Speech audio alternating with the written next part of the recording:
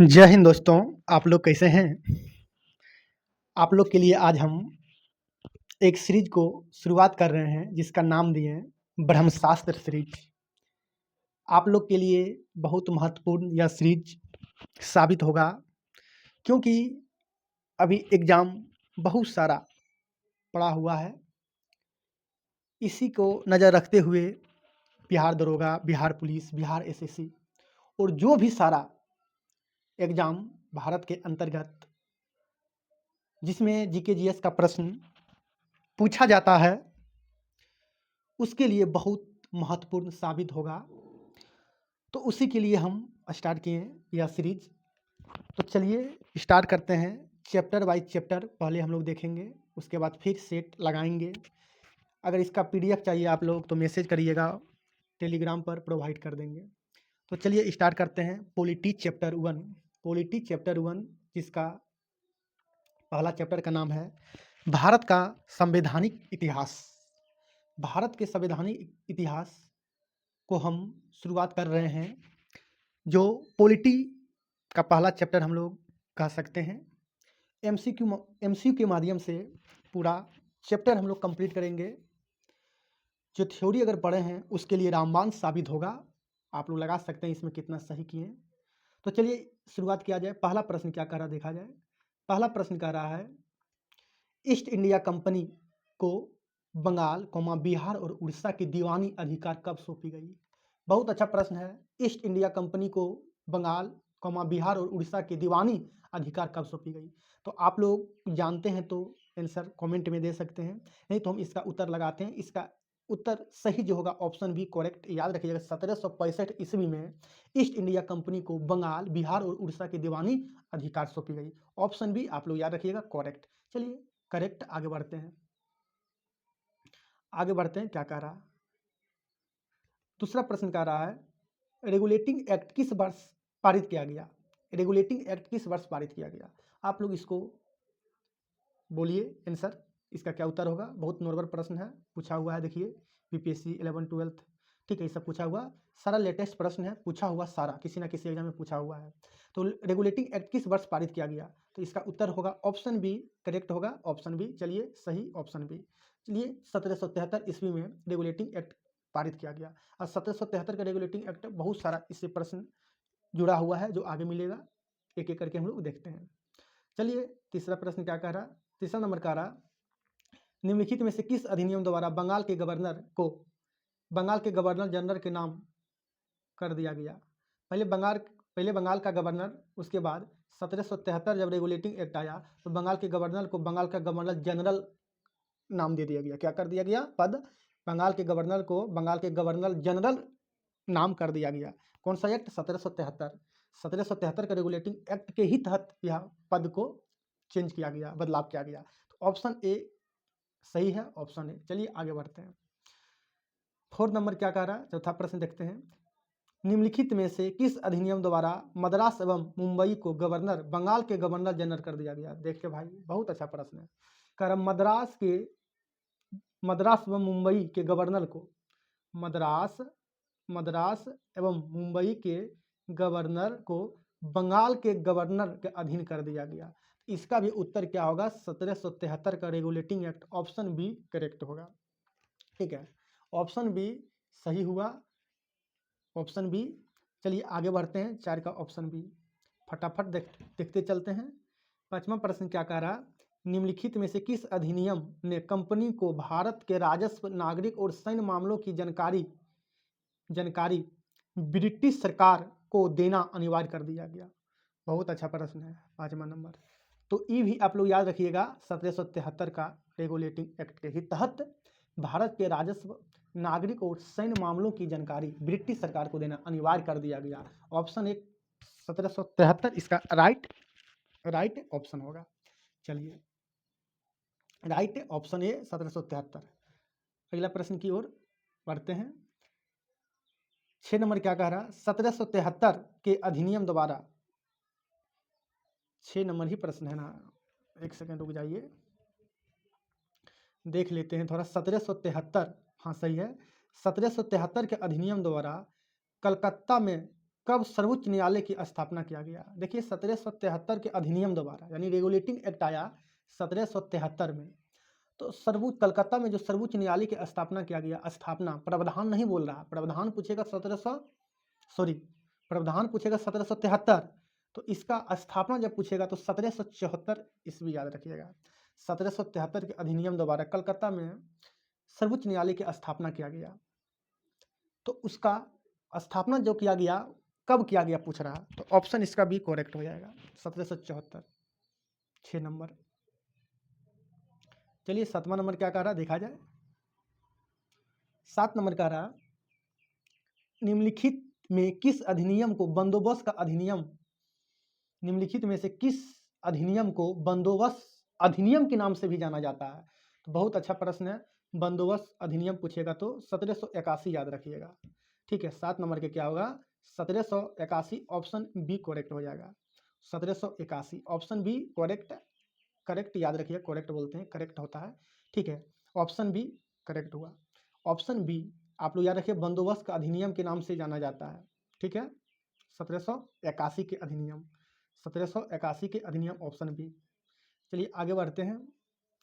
8 number देखा जाए, किस अधिनियम द्वारा भारत में कंपनी के अधीन क्षेत्र को पहली बार ब्रिटिश अधिपत्य क्षेत्र कहा गया?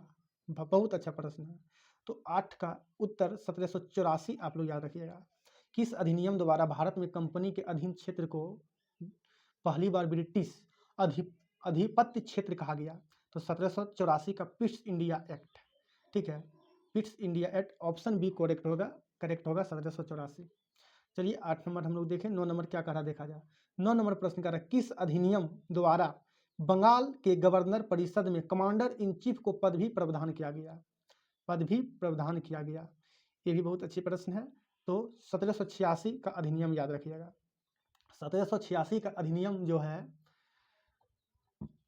1786, ऑप्शन ए 1786 के अधिनियम द्वारा जो है बंगाल के जो गवर्नर परिषद में कमांडर इन चीफ के पद भी प्रावधान किया गया, यानी प्रावधान किया गया। ऑप्शन ए करेक्ट हुआ, ऑप्शन ए। चलिए 1786 का अधिनियम, आगे बढ़ते हैं। 10 नंबर का, निम्नलिखित में से किस अधिनियम में कलकत्ता में सर्वोच्च न्यायालय की स्थापना का प्रावधान किया गया? प्रावधान बोल दे तो 1773 का regulating act, option A correct हो गया। अगर कलकत्ता में सर्वोच्च न्यायालय की स्थापना का प्रावधान किया गया तो रेगुलेटिंग एक्ट 1773। 10 आप लोग हो गया। आते हैं 11 नंबर, पिट्स इंडिया एक्ट किस वर्ष पारित किया गया? पिट्स इंडिया एक्ट किस वर्ष पारित किया गया? तो आप लोग याद रखिए 1784 को ही पिट्स इंडिया एक्ट पारित किया गया, 1784। ऑप्शन ए 11 का ऑप्शन ए करेक्ट होगा। ठीक है, चलिए आगे बढ़ते हैं। ऑप्शन ए आप लोग समझ गए, 11 का ऑप्शन ए सही। आगे बढ़ते हैं। 12 नंबर क्या कह रहा, किस अधिनियम के द्वारा ब्रिटिश संसद में चाय और चीन के साथ व्यापार को छोड़कर ईस्ट इंडिया कंपनी के भारत के साथ व्यापारिक अधिकार समाप्त कर दिया गया? चाय और चीन के साथ व्यापार को छोड़कर ईस्ट इंडिया कंपनी को भारत के साथ व्यापारिक अधिकार समाप्त कर दिया गया। 12 नंबर जो है बहुत अच्छा प्रश्न है, इसको फिर से एक बार उच्चारण करते हैं, पढ़ते हैं। ठीक है, कारण किस अधिनियम द्वारा ब्रिटिश संसद ने चाय और चीन के साथ व्यापार को छोड़कर ईस्ट इंडिया कंपनी के भारत के साथ व्यापारिक का अधिकार समाप्त कर दिया गया? तो ये जो है आप लोग उत्तर इसका याद रखिएगा, बहुत अच्छा है, 1813 चार्टर अधिनियम, ऑप्शन ए। 12 का ऑप्शन ए आप लोग याद रखिएगा, आप लोग 12 का ऑप्शन ए याद रखिएगा, बहुत अच्छा प्रश्न है। जो ब्रिटिश संसद ने जो चाय और चीन के साथ व्यापार को छोड़कर ईस्ट इंडिया कंपनी के भारत के साथ व्यापारिक अधिकार समाप्त कर दिया गया, ऑप्शन ए 1813 का चार्टर अधिनियम। आगे बढ़ते हैं। 13 नंबर क्या कह रहा, 13 नंबर प्रश्न कह रहा, ब्रिटिश संसद के किस अधिनियम ने भारत में व्यापार पर ईस्ट इंडिया कंपनी का अधिकार समाप्त कर दिया? लो बहुत अच्छा प्रश्न है। ब्रिटिश संसद के किस अधिनियम ने भारत में व्यापार पर ईस्ट इंडिया कंपनी को एक अधिकार को समाप्त कर दिया गया? तो इसका उत्तर 1813 ही होगा, ऑप्शन सी। ठीक है, ऑप्शन सी याद रखिएगा। ठीक है, ऑप्शन सी 1813 में ही क्या किया गया था, ब्रिटिश संसद के अधिनियम ने भारत में व्यापार पर ईस्ट इंडिया कंपनी के एक का अधिकार को समाप्त कर दिया गया था। 1813 के चार्टर, 1813 एगो पीछे प्रश्न बना था, 1813 चाय और चीन के साथ व्यापार को छोड़कर ईस्ट इंडिया कंपनी के भारत के साथ व्यापारिक अधिकार समाप्त कर दिया। 1813, देखो यहाँ पर है 1800, किधर चला गया ऑप्शन, प्रश्न नंबर 13, प्रश्न नंबर 13 भी ऑप्शन 1813 ही बना। प्रश्न क्या था, ब्रिटिश संसद के किस अधिनियम ने भारत में व्यापार पर ईस्ट इंडिया कंपनी का अधिकार समाप्त कर दिया गया था, व्यापार के लिए ऑप्शन सी 1813। चलिए आगे बढ़ते हैं। अगला प्रश्न देखा जाए, ब्रिटिश मिशनरियों को भारत में बसने की अनुमति प्रदान की गई। लो भाई, ब्रिटिश मिशनरियों, अच्छा प्रश्न है ये सब जो है ना, बहुत अच्छा प्रश्न है। ब्रिटिश मिशनरियों को भारत में बसने की अनुमति प्रदान किया गया। ऑप्शन अगर ए देखा जाए, पीस इंडिया एक्ट 1784। 14 नंबर क्या कह रहा, Pitt's India act 1784। Option B कह रहा 1773 के रेगुलेटिंग एक्ट। ऑप्शन सी कह रहा 1793। ऑप्शन डी कह रहा 1813 के चार्टर एक्ट, 1813 के चार्टर एक्ट। तो इसका उत्तर क्या होगा, मिशनरियों को भारत में बसने की अनुमति प्रदान किया गया। इसमें आप लोग उत्तर दीजिए, अगर जानते हैं तो। मेरे ख्याल से 1813 ही होगा, 1813 ही मेरे ख्याल से होगा, आप लोग याद रखिएगा, होगा ख्याल क्या, ठीक है। तो ब्रिटिश मिशनरियों को भारत में बसने की अनुमति प्रदान की गई। आप लोग पढ़ लीजिएगा अच्छे से सेंटेंस को, थोड़ा सा अगर मेरे से सही ढंग से उच्चारण नहीं हुआ तो माफ़ करिएगा, बाकी सामने आपको पढ़ा हुआ है, स्क्रीन पर आप लोग पढ़ सकते हैं। Option D correct, 1813। चलिए आगे देखते हैं, 15 नंबर क्या कह रहा देखा जाए। 15 नंबर कह रहा, ब्रिटिश सरकार के किस अधिनियम ने सबसे पहली बार भारत में शिक्षा के लिए 1 लाख रुपया दिए थे। बहुत अच्छा प्रश्न है, 1 लाख रुपया दिए गए थे, ठीक है। तो वही 1813 में ही ब्रिटिश सरकार के किस अधिनियम ने सबसे पहली बार शिक्षा पर 1 लाख खर्चा किए थे। तो 1813 चार्टर एक्ट याद रखिएगा, ऑप्शन ए करेक्ट। चलिए अगला प्रश्न क्या कह रहा, भारत के गवर्नर जनरल के पद की व्यवस्था प्रावधान सर्वप्रथम किया गया था। तो ये 53 याद रखिएगा, गवर्नर जनरल को चेंज किया गया था, ठीक है। वो बंगाल का गवर्नर था, ठीक है, बंगाल का गवर्नर जनरल किया गया था, लेकिन यहाँ भारत के गवर्नर जनरल को पद को व्यवस्थित का प्रावधान सर्वप्रथम किस एक्ट के द्वारा किया गया था। तो 1853 चार्टर एक्ट याद रखिएगा, ऑप्शन सी करेक्ट हो जाएगा। 16 का ऑप्शन सी नहीं, रुक जा भाई, इसको आगे पीछे प्रश्न है, थोड़ा सा इसको आगे पीछे है ऑप्शन, तो इसको हम लोग देख लेते हैं, ठीक है। 16 नंबर फिर से एक बार पढ़ते हैं, क्लियर कर दिया जाए। 1853 ही होगा मेरे ख्याल से, लेकिन इसको हम क्लियर कर देते हैं क्या होगा, ठीक है। 1853 option A regulating act 1773, option C है charter act 1853, option B charter 1833, option D है 1858। तो भारत में गवर्नर जनरल के पद को व्यवस्थित का प्रावधान सर्वप्रथम कब किया गया था, 53 या 33, क्या होना चाहिए, क्या होना चाहिए इसका उत्तर 33, 1833 ही होगा, क्या होगा 1833। 16 का उत्तर जो है कन्फर्म है 1833 होगा, ठीक है। 16 का 1833 आप लोग याद रखिएगा, ठीक है। 1833 भारत के गवर्नर जनरल के पद की व्यवस्था के प्रावधान सर्वप्रथम दोबारा किया गया था, तो चार्टर एक्ट 1833। चलिए आगे बढ़ते हैं, 1833 याद रखिएगा। 17 नंबर का रहा प्रश्न, किस अधिनियम द्वारा भारत की स्थानीय सरकारों को व्यक्तियों पर कर लगाने के लिए अधिकृत कर दिया गया, यानी टैक्स लगाने का अधिकृत कर दिया गया। बहुत अच्छे प्रश्न है, 1813 अधिनियम होगा, 1813। तो 1813 में आप लोग याद रखिएगा, भारत के स्थानीय सरकारों को व्यक्तियों पर कर लगाने के लिए अधिकृत कर दिया, यानी टैक्स लगाने का अधिकृत कर दिया, 1813 अधिनियम। ऑप्शन बी 17 का हो जाएगा, ऑप्शन बी। चलिए आगे बढ़ते हैं, 17 हो गया। 18 नंबर क्या कर रहा देखा जाए। 18 नंबर का रहा, निम्नलिखित में से किस विधान परिषद में स्थानीय अधिनियम द्वारा भारतीय केंद्रीय प्रतिनिधित्व प्रारंभ किया गया था, भारतीय केंद्रीय प्रतिनिधित्व प्रारंभ किया गया था। बहुत अच्छा प्रश्न ये भी है, तो आप लोग याद रखिएगा 1853। तो निम्नलिखित में से किस विधान परिषद में स्थानीय अधिनियम द्वारा भारतीय केंद्रीय प्रतिनिधित्व प्रारंभ किया गया था? तो 1853। ऑप्शन सी करेक्ट हुआ। करेक्ट हुआ option C. Correct option C. चलिए नेक्स्ट प्रश्न की ओर। 20 नंबर क्या कह रहा देखा जाए। निम्नलिखित में से किसके द्वारा भारत के लिए सेक्रेटरी ऑफ स्टेट का पद सृजित किया गया था? ऑप्शन ए है द काउंसिल एक्ट 1861। इसका उत्तर आप लोग याद रखिए भारत सरकार अधिनियम 1858। 1858 इसका उत्तर याद रखिए भारत सरकार अधिनियम 1858। 1858 जो है पहली बार सेक्रेटरी ऑफ स्टेट का पद सृजित किया गया था। कब किया गया था? 1858 अधिनियम। Option B. चलिए 21 नंबर क्या कह रहा देखा जाए। 21 नंबर प्रश्न कह रहा वह कौन सा अधिनियम था जिसने भारत में सत्ता ब्रिटिश ईस्ट इंडिया कंपनी से ब्रिटिश क्राउन के हाथ में दे दिया, यानी हस्तांतरित कर दिया गया था? तो 1857 की क्रांति आप लोग पढ़े होंगे, 1858 में कर दिया गया था। कब दे दिया गया था? 1858 में जो है भारत में सत्ता ब्रिटिश ईस्ट इंडिया कंपनी से ब्रिटिश क्राउन को, राजा को हस्तांतरित कर दिया गया था। लो आप संभालिए। ऑप्शन डी करेक्ट हो जाएगा। 21 नंबर। 22 देखते हैं क्या कहता है। 22 नंबर कह रहा है किस अधिनियम द्वारा कानून बनाने की प्रक्रिया में भारतीय प्रतिनिधित्व को शामिल करने की शुरुआत हुई? वाह, अब भारतीय भी शामिल होगा। किस अधिनियम द्वारा कानून बनाने की प्रक्रिया में भारतीय प्रतिनिधियों को शामिल करने की शुरुआत हुई? तो ई जो है आप लोग याद रखिएगा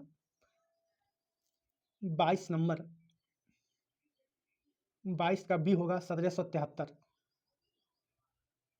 बी होगा 1773 और बी किस में? 1861 में है। ऑप्शन बी होगा 1861। आप लोग याद रखिएगा 1861। तो 1861 आप लोग याद रखिएगा 1861। किस अधिनियम द्वारा कानून बनाने की प्रक्रिया में भारतीय प्रतिनिधित्व को शामिल करने की शुरुआत हुई? तो ऑप्शन बी यहाँ पर है 1861 करेक्ट हुआ। 1861 में भारतीय प्रतिनिधित्व को शामिल करने की शुरुआत की गई। Option B. एक प्रश्न और इधर था, आप लोग देखे होंगे, ऑप्शन आगे पीछे था, वो भी बताए थे हम। यहाँ पर ऑप्शन, यहाँ पर देखिए ऑप्शन बी यहाँ भी था, सही बोले थे उस टाइम भी हम। चार्टर 1800, ऑप्शन बी करेक्ट हुआ, सही था। ठीक है, उस टाइम ऑप्शन सी शायद बोल दिए थे, बाकी उत्तर यही लगाए होंगे। आप लोग देख लीजिएगा वीडियो पीछे करके। ऑप्शन बी 16 का भी था। चलिए आगे बढ़ते हैं। तो अभी हम लोग देख लिए 20 भी देख लिए, ठीक है, 21 भी देख लिए, 58 में दिया था क्राउन के हाथ में, ठीक है, 21 भी देख लिए। किस अधिनियम द्वारा कानून बनने के पर भारतीय प्रतिनिधित्व शामिल करने की शुरुआत हुई? हाँ, ये भी ऑप्शन भी 1861 याद रखिएगा, 1861। ठीक, किस अधिनियम द्वारा कानून बनाने की प्रक्रिया में भारतीय प्रतिनिधित्व को शामिल करने की शुरुआत की गई? तो इसका उत्तर होगा ऑप्शन बी 1861। चलिए 23 नंबर देखिए क्या कह रहा। 23 नंबर कह रहा किस अधिनियम द्वारा लॉर्ड कैनिंग द्वारा शुरू की गई पोर्टफोलियो प्रणाली को मान्यता प्रदान किया गया? पोर्टफोलियो, तो इसका उत्तर होगा 1861। 1861 के अधिनियम द्वारा लॉर्ड कैनिंग शुरू की गई थी पोर्टफोलियो प्रणाली मान्यता प्रदान किया गया था। ऑप्शन ए करेक्ट होगा। चलिए 24 नंबर क्या कह रहा देखा जाए। 1861 के अधिनियम द्वारा वायसराय को आपातकाल के दौरान अध्यादेश की अवधि कितना होता है? वाह, 1861 के अधिनियम द्वारा वायसराय को आपातकाल के दौरान अध्यादेश की अवधि कितना होता है? तो ये याद रखिएगा 6 माह होता है। कितना होता है? ऑप्शन बी 6 माह याद रखिएगा। ऑप्शन बी करेक्ट हुआ 6 माह। कितना हुआ? 6 माह। चलिए आगे बढ़ते हैं। 25 नंबर देखा जाए। निम्नलिखित में से किस अधिनियम द्वारा भारत के गवर्नर जनरल को अध्यादेश जारी करने की शक्ति प्रदान की गई? मतलब भारत गवर्नर जनरल के अध्यादेश जारी करने की शक्ति प्रदान की गई। बहुत अच्छा प्रश्न है। 25 का ऑप्शन बी याद रखिएगा 1861। 1800 अधिनियम 61 के तहत जो था भारत के गवर्नर जनरल को अध्यादेश जारी करने की शक्ति प्रदान की गई थी। ऑप्शन बी करेक्ट हुआ। चलिए आगे बढ़ते हैं।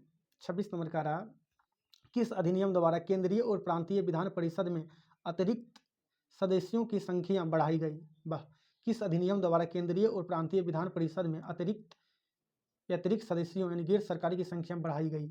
तो आप लोग उत्तर इसका याद रखिएगा। ऑप्शन है 1892। 92। किस अधिनियम द्वारा केंद्रीय और प्रांतीय विधान परिषद में अतिरिक्त सदस्यों की संख्या बढ़ाई गई? 1892। ऑप्शन ए करेक्ट हुआ। ऑप्शन ए करेक्ट 26 1892 में। चलिए 27 नंबर क्या कह रहा देखा जाए। निम्नलिखित में से किस अधिनियम के अंतर्गत भारतीय विधान परिषद को बजट पर बहस करने की शक्ति प्राप्त हुई? तो ऑप्शन इसका 1892 लिएगा ऑप्शन बी। तो ऑप्शन बी 1892 में भारतीय विधान परिषद को बजट पर बहस करने की शक्ति प्राप्त हुई। ऑप्शन बी करेक्ट हुआ। Option B. चलिए आगे देखा जाए। 28 नंबर का रहा निम्नलिखित में पहली बार किस अधिनियम द्वारा किसी भारतीय को वायसराय और गवर्नर की कार्यकारी परिषद के साथ एसोसिएशन बनाने का प्रावधान किया गया? 1909 में। 1909 में पहली बार भारतीय वायसराय और गवर्नर की कार्यकारी परिषद के साथ एसोसिएशन बनाने की प्रावधान किया गया। ऑप्शन ए करेक्ट हुआ। चलिए 29 नंबर देखा जाए। 1909 के अधिनियम द्वारा वायसराय की कार्यपालिका परिषद में प्रथम भारतीय सदस्य के तौर पर किसे चुना गया? बहुत अच्छा प्रश्न है। तो किसे चुना गया? सत्येंद्र प्रसाद सिन्हा को। किसको चुना गया? 1909 के अधिनियम द्वारा वायसराय की कार्यपालिका परिषद में प्रथम भारतीय सदस्य के तौर पर किसे चुना गया? Satyendra Prasad Sinha. Satyendra Prasad Sinha. Option D correct हुआ। Option D correct. चलिए 30 नंबर देखा जाए। ब्रिटिश भारत में सांप्रदायिक प्रतिनिधि व्यवस्था निम्नलिखित में से किस अधिनियम द्वारा किया गया? सांप्रदायिक प्रतिनिधित्व व्यवस्था निम्नलिखित में से किस अधिनियम द्वारा किया गया? तो ऑप्शन मार्लो मिंटो सुधार 1909 याद रखिएगा। मार्लो मिंटो सुधार 1909। मार्लो मिंटो 1909 में ही सांप्रदायिक प्रतिनिधित्व को व्यवस्था निम्नलिखित में से किया गया। मार्लो मिंटो सुधार, ठीक है, 1909। 30 नंबर हम लोग देख लिए। 31 नंबर देखते हैं। 31 नंबर 1909 का अधिनियम संबंधित है 1909 का किससे संबंधित है? तो पृथक मताधिकार क्षेत्र के लागू करने के लिए। वही ऑप्शन ए करेक्ट हुआ। ऑप्शन ए सही हुआ। आप लोग याद रखिएगा 1909 का अधिनियम किससे संबंधित है? तो पृथक मताधिकार क्षेत्र लागू करने से। Option A. 32 का रहा भारत में सांप्रदायिक चुनावी प्रणाली सबसे पहले दोबारा शुरू की गई थी? सबसे पहले दोबारा शुरू की गई थी। तो इसका उत्तर आप लोग याद रखिएगा मार्लो मिंटो सुधार 1909। ऑप्शन डी करेक्ट हुआ। ऑप्शन डी उत्तर आप लोग को याद रखना है। ऑप्शन डी जो है 1909। 33 नंबर का रहा भारत में पहली बार सांप्रदायिक प्रतिनिधित्व की शुरुआत किसके द्वारा की गई थी? फिर वही मार्लो मिंटो 1909। ऑप्शन बी 33 का सही उत्तर ऑप्शन बी। ऑप्शन बी 33 का ऑप्शन बी मार्लो मिंटो 1909। सांप्रदायिकता के बाद जहां बोले मार देना 1909। चलिए आगे बढ़ते हैं। 34 हो गया, 33 हो गया, 34 देखा जाए। 34 कह रहा है भारत में पहली बार सांप्रदायिक निर्वाचन प्रणाली आरंभ हुई। फिर 1909 में। Option C 1909। जहां सांप्रदायिक के बाद बोले 1909। 34 का सी। 34 का सी। चलिए आगे बढ़ते हैं।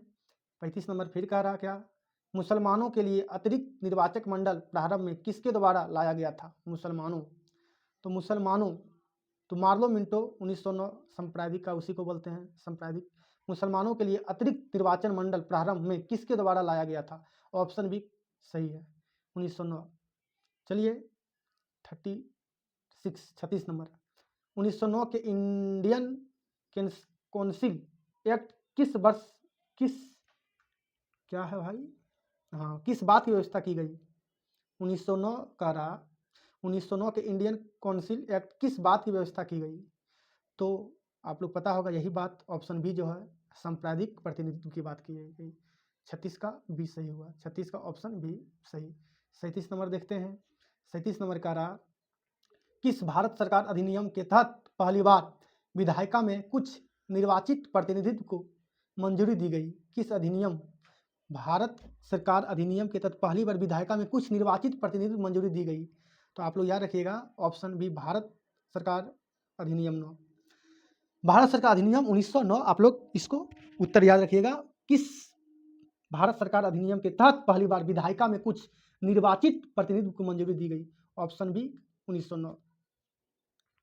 चलिए 38 नंबर क्या कह रहा है देखा जाए। किस अधिनियम ने प्रांतों में द्वैध शासन प्रणाली, प्रांतों में द्वैध आ गया, द्वैध जब बोले, ठीक है, 38 का द्वैध शासन जब भी बोले 1909, 1900 द्वैध जहां चर्चा बोले 1909, और कहां पर कह रहा द्वैध शासन, राज्य में कि केंद्र में, किस प्रांतों में, प्रांतों पूछ रहा, प्रांतों में पूछ रहा, प्रांतों में, प्रांतों तो 1919, प्रांतों में 1919 भारत सरकार अधिनियम, प्रांतों से खत्म करके फिर लाएगा, आगे भी देखना है उसका। 39 39 नंबर, भारतीय विधान परिषद प्रथम बार द्विसदनीय बनाई गई, द्विसदनीय कब बनाई गई? 1909 के भारत सरकार अधिनियम, द्विसदनीय मतलब वही द्वैध, ठीक है, 1909 भारत सरकार अधिनियम। आगे बढ़ते, केंद्र में कौन सा एक द्विसदनीय विधायिका है? केंद्र में देखो पूछ रहा, वहां प्रांत में था एकदम, ठीक है, केंद्र में कौन सा एक द्विसदनीय विधायिका लाया गया? तो केंद्र में 1909, प्रांतीय केंद्र 1909 ही एक्ट है, 1909। रुक जा रे भाई, केंद्र में कौन सा एक्ट द्विसदनीय विधायिका लाया? 1919, 1919 सही है, 1919 ही होगा, 1919 केंद्र में कौन सा? 1919, राइट, प्रांत बोले केंद्र बोले 1919। चलिए, भारतीय विधान पालिका प्रथम बार द्विसदनीय, फिर द्विसदनीय तो 1919, लेकिन यहां पर एक ब्रेक लगाना है। फिर भारतीय विधान पालिका पूछ रहा, विधान द्विसदनीय, विधान पालिका तो 1909 ही होगा, सॉरी 1919, 1919 के भारत सरकार अधिनियम दोबारा, आप लोग ऑप्शन सी करेक्ट याद रखिएगा। चलिए 42 नंबर क्या कह रहा, द्वैध शासन प्रणाली राज्यों में, देखो राज्य, उपकेंद्र, प्रांत, राज्य पूछ रहा, राज्य तो 1935, राज्य पूछेगा तो 1935, 1900, रुक जा भाई, कितना नंबर था? 42। द्वैध शासन प्रणाली राज्यों में लागू की गई, लागू कर रहा, खत्म, लागू, द्वैध शासन प्रणाली राज्यों में लागू की गई थी, ऑप्शन भी 1919, 1919 ही होगा। द्वैध शासन राज्यों में लागू की गई, राज्यों में लागू की गई 1919, 1919, 42 का 1919। रुक जाओ थोड़ा सा, कन्फर्म थोड़ा हो जाते हैं, लेकिन मेरे ख्याल से 1919 ही होगा, ठीक है। राज्य में, केंद्र में थोड़ा इसमें आप लोग को डाउट रहता है। 40 कितना था? 2, 42, द्वैध शासन प्रणाली राज्यों में लागू की गई, तो ऑप्शन बी ही होगा, 1919 ही। आगे चलिए क्लियर हो जाएगा, ऑप्शन बी। आगे बढ़ते हैं, 1919 आप लोग याद रखिएगा। 43 देखते हैं क्या कह रहा। भारत में द्वैध शासन अंतर्गत हुआ था, व्यवस्था का आरंभ हुआ था, फिर भारत में द्वैध शासन, तो 43 का ऑप्शन बी 1919 ही होगा। द्वैध शासन बार बार भरा हुआ है, प्रश्न पूरा पूछा हुआ है, 1919। चलिए आगे बढ़ते हैं, दिए गए निम्न भारतीय अधिनियमों में से किस अधिनियम द्वारा भारतीय प्रांतों में द्वैध शासन की स्थापना की गई? प्रांतों में, फिर वही आया 1919, प्रांत में 1919, केंद्र में 1919, ठीक है, 1919, ठीक है। चलिए आगे बढ़ते हैं, 45 मॉन्टेक्स चेम्सफोर्ड सुधार किस अधिनियम से संबंधित है? तो आप लोग याद रखिएगा, भारत सरकार अधिनियम 1919, मॉन्टेक्स चेम्सफोर्ड 1919, ऑप्शन बी सही है।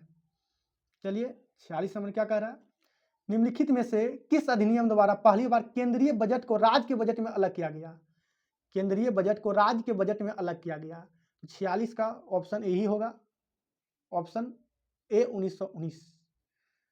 चलिए 47 नंबर, किस अधिनियम द्वारा विधानिक आयोग का गठन किया गया जिसका कार्य प्रति 10 वर्ष बाद संवैधानिक सुधारों पर अपनी रिपोर्ट प्रस्तुत किया गया था? 10 वर्ष के बाद, तो 10 वर्ष यानी 10 साल के बाद, 10 साल के बाद, तो 1919 ही था, ऑप्शन 1919। किस अधिनियम द्वारा वैधानिक आयोग का गठन किया गया जिसके कार्य प्रति 10 वर्ष बाद संवैधानिक सुधारों पर अपनी रिपोर्ट प्रस्तुत किया था? Option B 1919। 48 में, मॉन्टेस्क्यू सुधार प्रावधान के सार था राज्यों की स्वायत्तता, प्रांतों की दोहरा, हिंदू मुस्लिम, तो आप लोग याद रखिएगा ये क्या था? प्रांतों की दोहरा, द्वैध शासन, दोहरा शासन, ठीक है। प्रांत क्या था? प्रांतों का दोहरा शासन। किस अधिनियम के मानसिक सुधार के नाम से जाना जाता है?